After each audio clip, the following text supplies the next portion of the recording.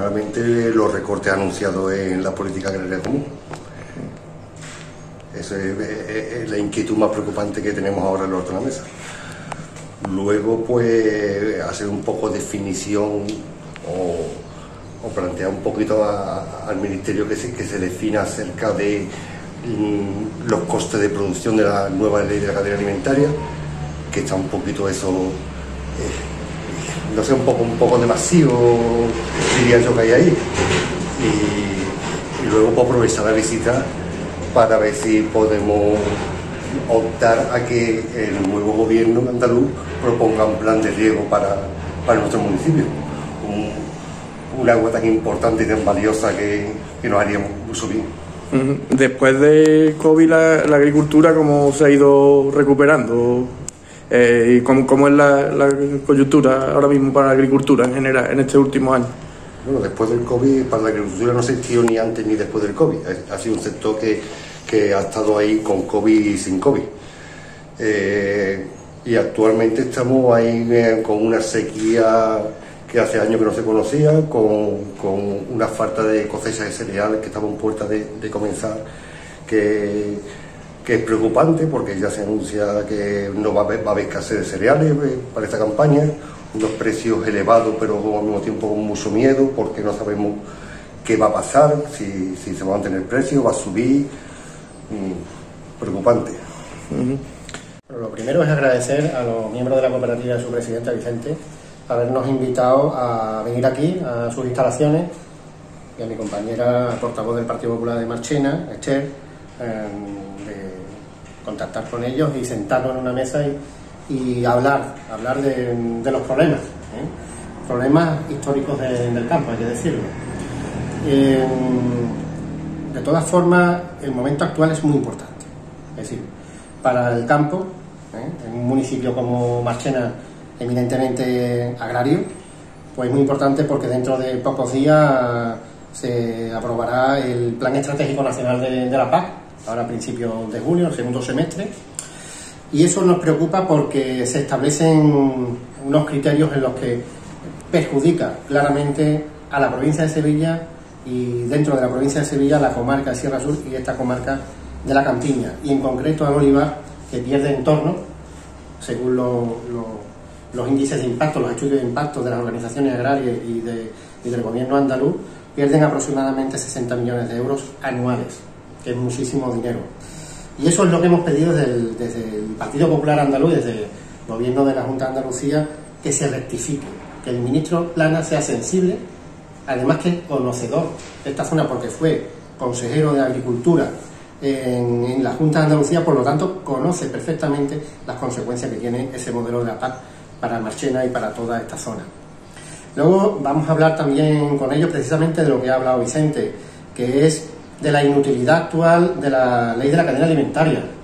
Una ley de la cadena alimentaria que entró en vigor el año pasado y que aún no tiene desplegado todos los instrumentos para que se pueda controlar lo que está pasando, los precios, los costes de producción. Es decir, no existen instrumentos para que se ponga y para que se despliegue esa ley. Por lo tanto, ha sido una ley aprobada que no ha solucionado ningún problema de los que existen actualmente. Miren, actualmente, para que lo sepan los ciudadanos, la agricultura soporta varios aspectos. La guerra en Ucrania, que ha roto todo el mercado internacional de la alimentación. De hecho, hay una crisis alimentaria ahora mismo, que existen decenas de barcos parados en el Mar Negro, parados por Rusia, llenos de trigo, y que está produciendo una catástrofe alimentaria en África, que se trató en el día de ayer en la Unión Europea. Existe una crisis espectacular del coste de la energía, que para aquellos agricultores que están en riego pues supone un coste fijo que es inviable. El precio de los insumos, es decir, de los piensos, de los abonos, de todo lo que los agricultores y ganaderos necesitan para el día a día. Los precios también, hay que decirlo, de los costes laborales, porque la ley de la reforma laboral pues perjudica claramente y no se adapta al mercado de trabajo que necesitan el sector agrario. Por lo tanto, todo eso metido en una costelera se une al daño que va a ser la PAC y se une a la crisis de precios. Por lo tanto, estamos en una situación bastante crítica para el sector agrícola y ganadero de esta zona y esperemos que el Gobierno ponga en marcha medidas para parar ese perjuicio que va a provocar esa PAC y que los agricultores, aunque están acostumbrados a una eterna crisis, porque siempre hay algo que impide que el campo sea lo rentable que debería ser, pero no deja de ser la maquinaria y el sector más importante para esta zona y el que más trabajo genera. Hay que recordar que el sector agrario, ganadero y agrícola genera el 13% de la riqueza de Andalucía, el 13% del Producto Interior Bruto y el 10% de todo el trabajo que se genera en Andalucía. Por lo tanto, creo que se merece una atención y por eso hemos visto conveniente venir hoy aquí a Marchena a hablar precisamente con ellos, que son los verdaderos protagonistas de toda esta historia. Como bien saben, las competencias en materia de política agraria son 100% la Comunidad Europea. Es cierto que después el reparto interno del cheque de la PAC dentro de los gobiernos se establece precisamente en el documento que he dicho antes, que es el Plan Estratégico de la PAC, donde hay un reparto dependiendo del peso estratégico que tenga el sector agrario a todas las comunidades autónomas. Nosotros, desde la Junta de Andalucía, hemos pedido que se respete el status quo y el peso que tiene la riqueza, como he dicho antes, del sector agrario. No porque Andalucía reciba tenga el mayor número de perceptores de toda España, sino porque es que el sector agrario y ganadero en Andalucía es el más importante.